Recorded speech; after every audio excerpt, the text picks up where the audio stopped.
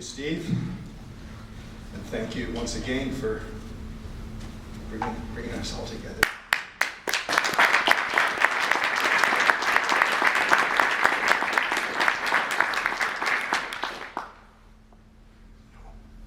Pete and Rachel sure make it serious.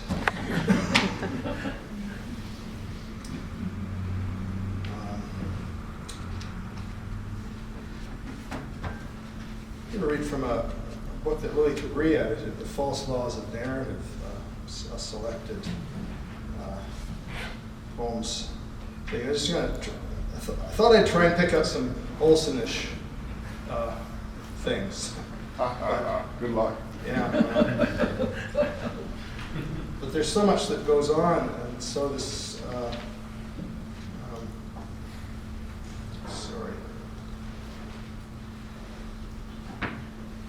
Sentence, the true morphology or shape of the mind, including a complete thought, forever little ridges, little rhythms, scoping out the total picture as a kind of automatic designing device or checklist. Anyone I've found in true thought goes for all solution to the end, concatenates every component within the lines, within the picture as a cry to represent going to it with the definite fascination of a game where the number of possibilities increases progressively with each additional bump, Plato thought.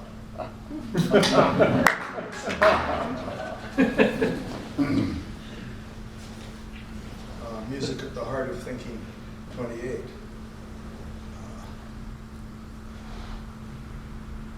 Salt for the tongue's heart, heartening desire, paradoxical, cold and hot Canadian presence.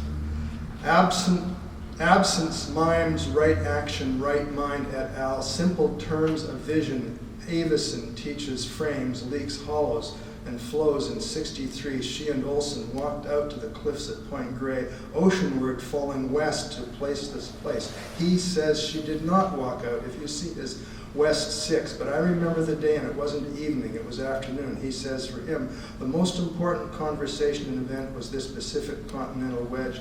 That marge of the few feet make the difference between the West and the future. Magnet, in the words, finds this salt exciting. If there was no wall, there wouldn't be the heat. Not just is and is not come clear, as she says, but how much in the tongue's prison of the dream this overlaps. The rest is history.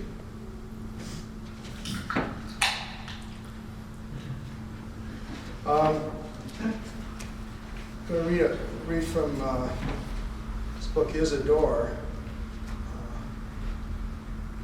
just because a lot of the book has to do with being in between, with hybridity and so forth. But there's so much betweenness going on, and she keeps floating these things out there that Mr. In Between. I was walking on the beach after Isadora at Telchac, Puerto, where all the broken doors are las puertas rotas. Between Puerto and Porta, the port and the portal, portage and main, the Spanglish and anguish, before and after the sass and disaster.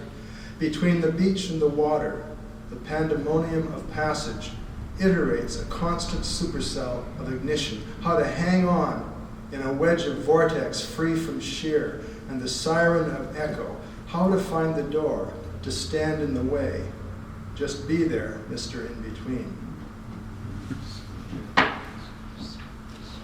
Somehow I keep, the door has been an important trope for me in my writing, and I like that sense of, although I was shaken today by, who was it? It was, Jacqueline's thing. She talking about the neuter. And I never thought about the in-between being neutered. Us patsy poets. I'm worried about that. I'm going to read a section from Isadore called I'll read not all of it, from Discount Me In. Race to go. What's your race? And she said, what's your hurry? How about it? Caucasian man. I'm just going for curry. You ever been to ethnic city? How about multiculti? You ever lay out skin for the white gaze? What are you, banana or egg? Coconut, maybe? Something wrong? Charlie Chim Chong Say Wong Lung Chung? You got a slant to your marginal eyes? You want a little rice with that garlic? Is this too hot for you? Or slimy? Or bitter? Or smelly? Or tangy? Or raw? Or sour? A little too dirty? On the edge? Hiding underneath? Crawling up your leg? Stuck between the fingernails? Is that a black hair in your soup? Well, how you want to handle this? You want to maintain a bit of difference? Keep our mother's other? Use the father for the fodder? What side of Johnny McDonald's tracks you on anyway? How fast do you think this train is going to go?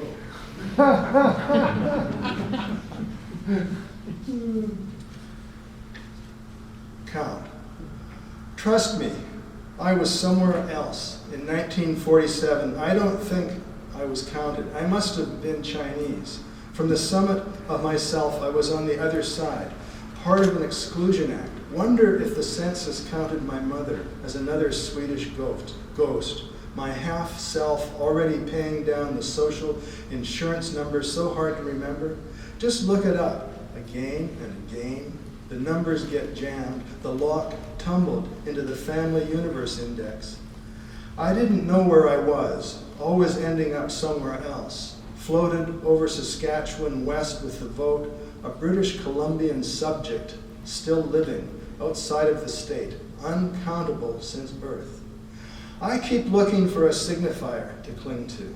These days, iteration might not find me home, except it's late, and I want to play my part post-immigration. The shadows of numbers to include the click-clack of mahjong above Pender, casinos of NAFTA still bussing the loot 24 hours a day to International Village. Global count, a digital Olympics. So you can trust me, I'm usually somewhere else. The census catches up, and so does the vote, recounted and be caught.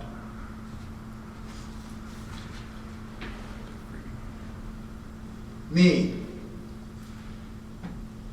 Charlie Chim Chong Say Wong Lung Chung John No Jim, he says first to remember Henry and his dad walking down Granville Street, first heard of Genghis Khan. You remember that'd make the grandfather a son called Quan Fu Lee. That is, Jim says, you know, Quan Yu of Epic San Quo. I tell Dr. Ong not Ma, my dad was really soon. Remember nothing, immigration man. Across the table you may sit and make the name a mind, a stamp upon these disappearing slanted eyes, no Charlie left to chant, the movie or the memory find. Your name is my name, our name, leftover slash of bones, alone, leftover, commander, front to back, after sign in Chinatown, slowly, call again. He spell me off, he sigh him as a middle name, official smell, hey you, who me?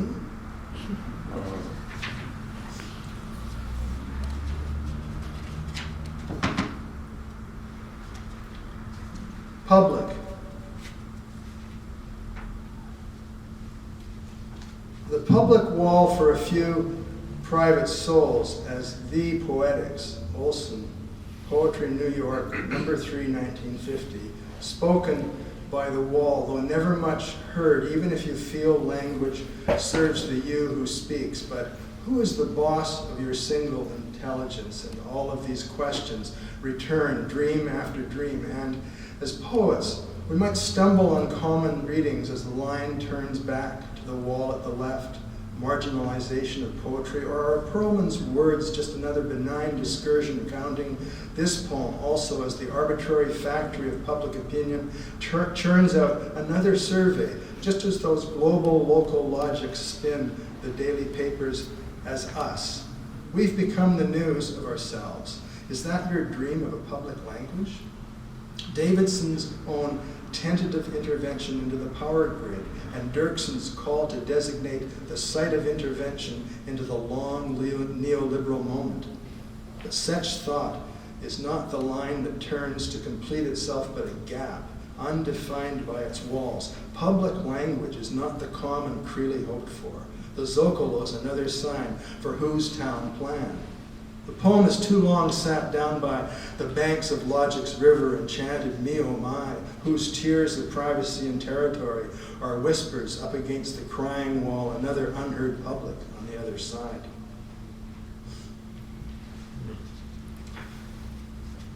Selves.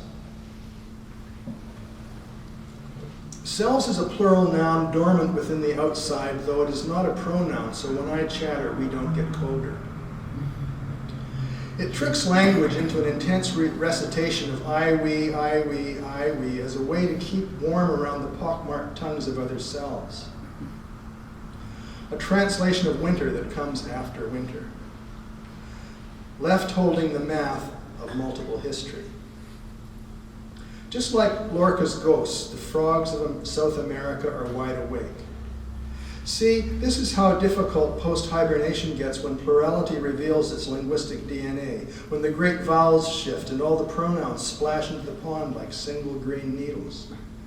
Shiver under the perfect presence of after.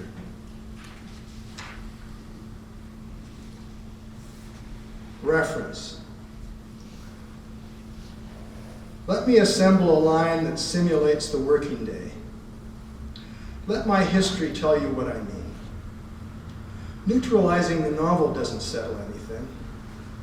Commodity needs a new theory like a stick needs life experience. Just because we've inherited a quarter section of speech. Let me remind you how to raise a buck. Let me be the detection device, a parched cabbage wafting in from Subalternville. And I'm going to finish with two poems for a poem, or two parts of a poem for Roy Meeke, my friend here. Abdejection. Desperate the fact that the verb waits to act at the end of the sentence.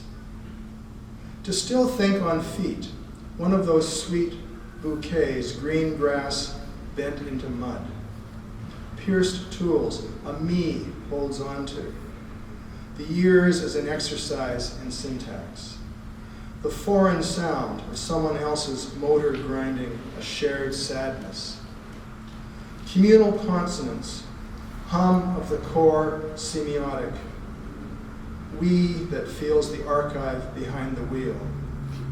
Tread of tire or foot, black rubber shadow, mimics the emperor's overcoat and hat.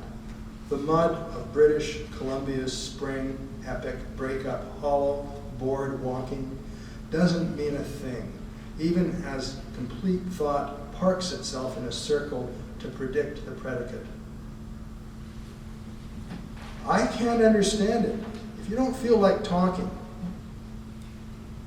empty or run on empty, race or bet on raceway, gray skies turned black, you're one of they. Just turn your back and walk away.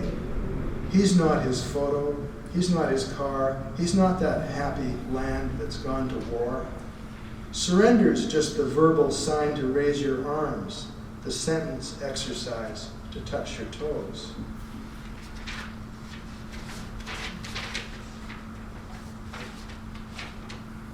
Abdejection 2. If the sentence is incomplete, then what is said? How can we come to a conclusion if we keep repeating the exercise? Imagine being at a loss for words. Out of gas, the engine wouldn't kick. Over the field, the sky is part of the syntax from which the geese may or may not land. In a sentence with boots, you need the sound of the mud. But who traipsed in all that mud? Say it was the field of honking. Say all that noise wakes up the city. You pay for the ride, but get sent home. That roller coaster sentence still in your throat. The V of the geese, the V on the door, the we of the VJ, the end of the war. Nothing sentimental about a physical car or the undulant wave or a machine made of words. The silence of thinking next. What the light foot hears in the clouds of industry soften. How can we face the horizon of permission? Even if the field is level, it'll soon be dust. The subject plays around, maybe flies a kite and tries to catch the breath the sentence cannot say. Thanks.